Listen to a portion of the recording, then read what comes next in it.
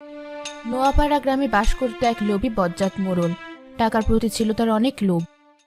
এই ভোলা, গ্রামের সবাইকে বলে দে, তাদের টাকা লাগলে আমি তাদের সেই টাকা দেব। তবে এমনি এমনি না, ওই সামান্য একটু সুদে। আসলে কি বলতো, গ্রামের লোকদের তো টাকার দরকার হয়, কিন্তু সময় মতো কোথাও টাকা পায় না। তাই ভাবছি এখন থেকে আমি সবাইকে টাকা দেব, শুধু অল্প সুদ রাখবো। ঠিক আছে মোড়ল মশাই।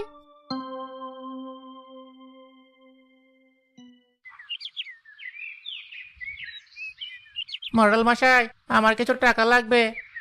বেশ, তা নিয়ে যাও। তবে আমার একটা শর্ত আছে, সময় মতো টাকা না দিতে পারলে ডাবল সুদ দিতে হবে। একই বলছেন, তা সম্ভব নয়। তা বেশ, টাকা নিও না। তোমাকে কি আমি টাকা নিতে জোর করেছি? কিন্তু টাকাটা আমার খুবই দরকার।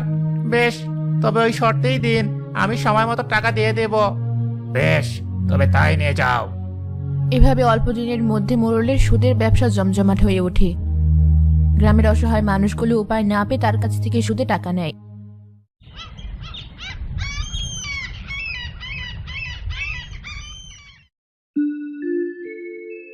মোড়ল মশাই, এই নিন আপনার টাকা। একে এ কটা টাকা কেন? এই টাকাই তো মোড়ল মশাই। না না, তোমার টাকা শোধের সময় ছিল আরো 1 সপ্তাহ আগে। তুমি 1 সপ্তাহ পরে টাকা দিতে এসেছো, সুতরাং শর্ত অনুযায়ী তোমাকে এবার ডাবল টাকা দিতে হবে। মোড়ল মশাই, আপনি ভুল করছেন। এই সপ্তাহে আমার টাকা দেওয়ার কথা ছিল। কি? আমাকে মিথ্যাবাদী বলা? আমার কাছ থেকে টাকা নিয়ে আবার আমার সাথে এমন করা? গ্রামে থেকে একেবারে বের করে দেব। লোভী মোড়ল ইচ্ছে করে অনেকের সাথে এমন করা শুরু করে। তার জ্বালায় গ্রামের মানুষ অতিষ্ঠ হতে শুরু করে। না, গ্রামের মানুষের এই আহাজারি দেখে আমার আর সহ্য হচ্ছে না।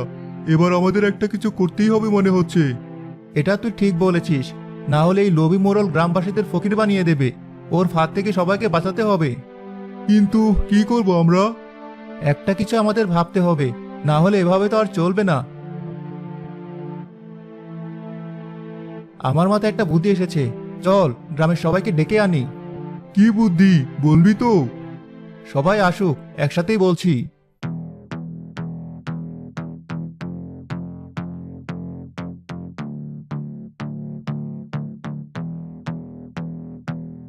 ওই তো সবাই চলে এসেছে। আমাদের বাঁচাও বাবারা, আমরা যে সবাই একেবারে নিঃস্ব হয়ে যাচ্ছি। একটু উপকারের জন্য টাকা নিয়ে আমরা একেবারে সব হারিয়ে ফেলছি। সবই জানি আমরা, সেই জন্য আপনাদের ডেকে পাঠিয়েছি। তবে আপনাদের নিজেদের সাহায্য করতে হবে, তবেই কেবল আপনারা এই বিপদ থেকে বাঁচতে পারবেন। আমরা সব করব, বলো তোমরা বাবা। আপনারা আর কেউ ওই মোড়লের কাছ থেকে টাকা নেবেন না, আর যে কয়েকজনের নেওয়া আছে তারা দিয়ে শেষ করে দিন। এরপর থেকে যার টাকা লাগবে গ্রামের সবাই অল্প অল্প করে দিয়ে একজন আরেকজনকে সাহায্য করবেন, তাহলে আপনাদের আর ওই বিপদে পড়তে হবে না। আপনারা নিজেরা নিজেদের সাহায্য করলে সুদের মতো পাপ থেকেও রক্ষা পাবেন, আর মোড়লের লালসারও শিকার হবেন না। আমরা বুঝতে পেরেছি বাবা, আমরা আর সুদের টাকা নেব না। এরপর থেকে কেউ আর মোড়লের থেকে সুদে টাকা নেয় না। মোড়লের সুদের ব্যবসা বন্ধ হয়ে যায়। না না, আর এভাবে চলছে না। আমাকে নতুন কিছু একটা ভাবতে হবে, না হলে তো আর গ্রামের মানুষদের থেকে কোনো উপায়ে টাকা নিতে পারছি না। গ্রামের সব লোক আমার সুদের বিষয়টাও বুঝে গেছে, তাই আর কেউ আমার থেকে সুদও নেয় না, আর কারো থেকে আমি টাকাও নিতে পারি না। কিন্তু এমন হলে তো আমার চলবে না। কি করা যায়, কি করা যায়? বাবু, এভাবে বসে বসে কি বিড়বিড় করছেন? মনে হচ্ছে খুব চিন্তার মধ্যে আছেন। তা চিন্তা করব না? দেখছিস না, গ্রামের কেউ আর আমার কোনো ফাঁদে পা দিচ্ছে না। কেউ আর আমার কাছে কোনো জমি বন্ধক রাখে না, আবার সুদেও টাকা নেয় না। এভাবে হলে কি আর চলবে বল দেখি? তাই ভাবছি নতুন কি করা যায়। এই গ্রামের মানুষের থেকে টাকা নিতে না পারলে আমার যে রাতে ঘুম হয় না। মোড়ল মশাই, আপনার মতো মানুষ এই সামান্য বিষয় নিয়ে এত চিন্তা করছেন? এটা তো খুবই সামান্য একটা জিনিস। কি বলছিস তুই? সামান্য জিনিস মানে? আমি আজ কদিন থেকে একটা ফাঁদ পাতার চেষ্টা করছি, কিন্তু কোনো বুদ্ধি আমার মাথায় আসছে না। আর তুই বলছিস কিনা সামান্য বিষয়? আমার মাথায় তো ফাঁদ পাতার বুদ্ধি চলে এসেছে মোড়ল মশাই। আপনি অভয় দিলেই আমি বলতে পারি। তা কি সেই বুদ্ধি, বল দেখি। আমাদের এই গ্রামে তো তেমন কোনো হাট নেই। সবাই হাট করতে সেই 2 গ্রাম পরে যে নদীর তীরে হাট বসে সেখানে যায়। আপনি যদি একটা হাট বসান আর হয়েছে হয়েছে, তোকে আর বলতে হবে না। এবার আমার কি করতে হবে তা আমি খুব ভালো করেই বুঝে গেছি। তবে তোর বুদ্ধির জবাব নেই ভোলা। এমন একটা বুদ্ধি আমার মাথায় এলো না। তোকে আমি এই মাসে আরো কিছু টাকা বাড়িয়ে দেব। এর জন্য আপনাকে আমার এত ভালো লাগে মোড়ল মশাই। আর সময় নষ্ট না করে গ্রামের মাঝে আমার যে জায়গা রয়েছে সেখানে হাটের ব্যবস্থা কর। আর সবাইকে জানিয়ে দে, সবাই এই হাটে এসে বেচাকেনা করতে পারবে। ঠিক আছে মোড়ল মশাই, আমি তাহলে যাই।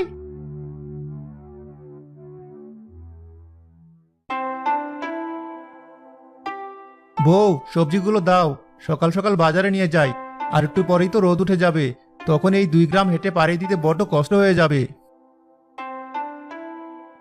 এই যে নিয়ে যাও, তেল মশলা সব কিন্তু শেষ হয়ে গেছে।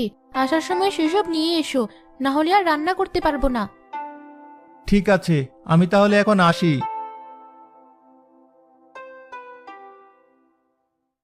ওহ, এত রাস্তা, কি যে কষ্ট হয়। একটা গাড়িও চলে না গ্রামে, যে গাড়িতে করে নিয়ে যাব। এত জিনিস মাথায় নিয়ে আবার এত রাস্তা হেঁটে যেতে আর ভালো লাগে না। সবাই শোনো, এখন থেকে এটা আমাদের মোড়ল মশাইয়ের হাট। উনি তোমাদের কষ্টের কথা বিবেচনা করে এই গ্রামে তার নিজের জায়গায় হাট বানিয়েছেন। তোমরা সবাই এখানে কেনাবেচা করতে পারবে। এটা সবার জন্য উন্মুক্ত। আগামীকাল থেকে এখানে হাট বসবে। আরে বাহ, মোড়ল তো আমাদের খুব উপকার করলো। মোড়লকে আসলে আমরা যতটা খারাপ মানুষ ভাবি, উনি হয়তো এতটাও খারাপ মানুষ নয়।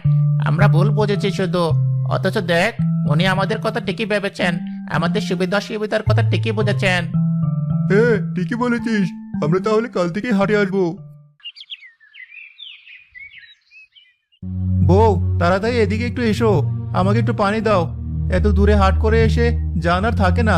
এত জিনিস মাথায় করে নিয়ে গিয়ে বিক্রি করা, আবার বাজার করে নিয়ে আসা, অনেক বেশি কষ্ট হয়ে যায়। এই নাও পানি খাও আর শান্ত হয়ে বসো। একটা সুসংবাদ আছে। কি সুসংবাদ বউ?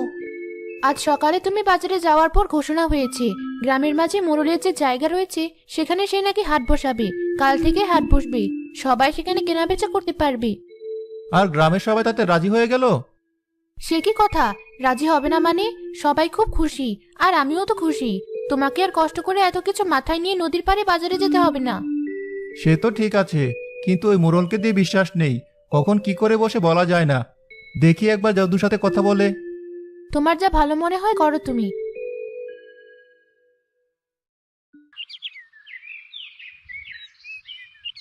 আরে, তুই এখানে বসে আছিস আর আমি তোকে খুঁজে খুঁজে মরছি।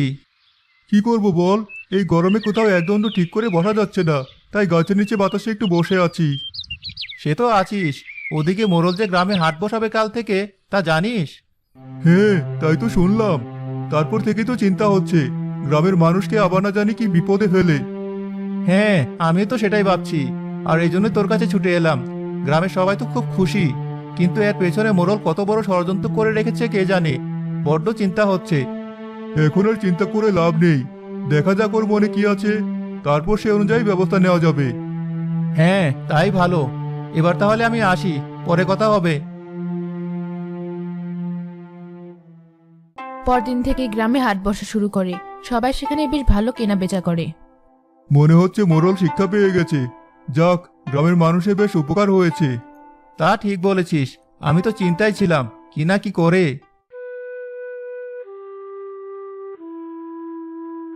কিরে ভোলা, হাটে কেমন বেচাকেনা করলো সব? খুব ভালো বেচাকেনা হয়েছে মোড়ল মশাই, আর সবাই খুবই খুশি। তা ভালো হোক, আরো কেনা বেচা। তারপর সময় মতো ঠিক আমার খাজনা আদায় করে নেব। ঠিক আছে মোড়ল মশাই, তাই করেন।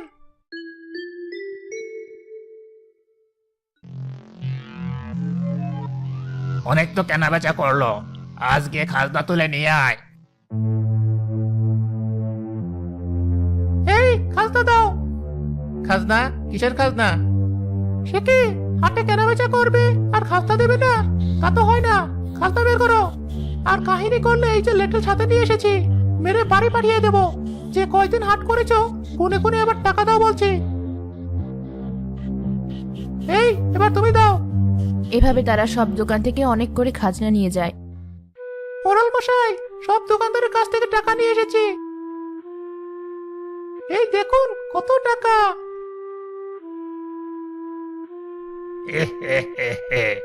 এবার এই গ্রামবাসী কি করবে? হাট করাও তো কেউ বাদ দেবে না, আর আমার শুধু পকেট ভরবে। কালকে আবার টাকা নিয়ে আসবি, বুঝলি? ঠিক আছে, তাই হবে মোড়ল মশাই।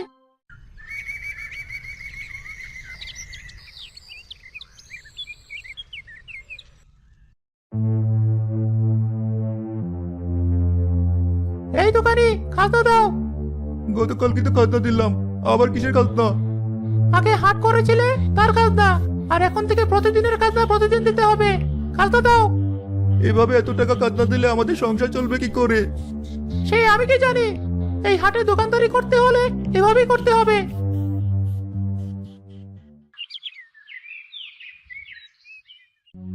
আরে মহির, তুই এখনো ঘরে বসে আছিস?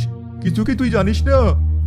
জানি তো, কিন্তু আমার শরীরটা খারাপ থাকায় আমি তোর কাছে যেতে পারিনি। তাই এসেছিস যখন ভালোই হয়েছে, এবার বসে একটু পরামর্শ করা যাবে। এর আগে তো একবার ওই মোড়লের ধান্দা নষ্ট করে দিয়েছিলাম, এবার কি করা যায় বল দেখি? একটু চিন্তা ভাবনা করে পা ফেলতে হবে, না হলে এই মোড়লের সাথে পেরে ওঠা যাবে না। মহির, এই মহির, বাড়ি আছিস? হ্যাঁ আছি। মোড়ল মশাই, আপনি আমার বাড়ি? হ্যাঁ, আমি তোর বাড়ি। আমি জানি এর আগে আমার কাজে তোরা দুজন বাধা দিয়েছিস, তাই এবার আগেই তোদের সাবধান করতে এলাম। তাই নাকি? তা আপনি যা পারেন করেন, দেখি আপনি কি করতে পারেন আর আমরা কি করতে পারি। এত বড় সাহস তোদের? বেশ, দেখ তাহলে আমি কি করতে পারি। এই চল তোরা, ওদের পরে আমরা দেখে নেব।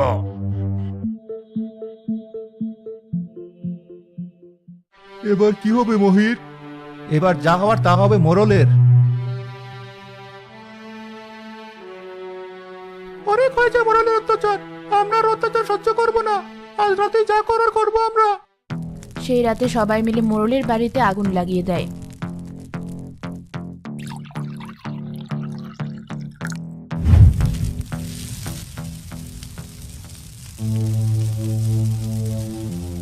কে কোথায় আছো?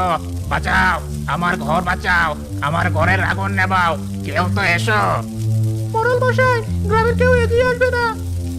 আমার ভুলের জন্য আজ আমার এত বড় ক্ষতি হলো, কেউ আমাকে সাহায্য করলো না। সব হয়েছে আমার লোভের জন্য। আমি তোমাদের কাছে ক্ষমা চাইছি, তোমরা আমার আর ক্ষতি করো না। আমার ভুল আমি বুঝতে পারছি, আমি আর আমার ক্ষমতার অপব্যবহার করব না। না না, তা হবে না। আপনি আপনার মতো আমাদের ক্ষতি করতে থাকেন, আর আমরা দেখব আমরা কি করতে পারি। মাহির, তুমি যৌতুকে একটু বোঝাও, আমি সত্যি আর কারো কোনো ক্ষতি করব না। আমাকে তোমরা ক্ষমা করে দাও, দয়া করো তোমরা আমাকে। বেশ, তবে আপনাকে কথা দিতে হবে, এরপর আপনি কারো ক্ষতি করলে আপনাকে এই গ্রাম ছেড়ে চলে যেতে হবে। বেশ, তাই হবে। আমি আর কারো ক্ষতি করব না, আমি সবার সাথে মিলেমিশে থাকবো, সবার উপকার করব।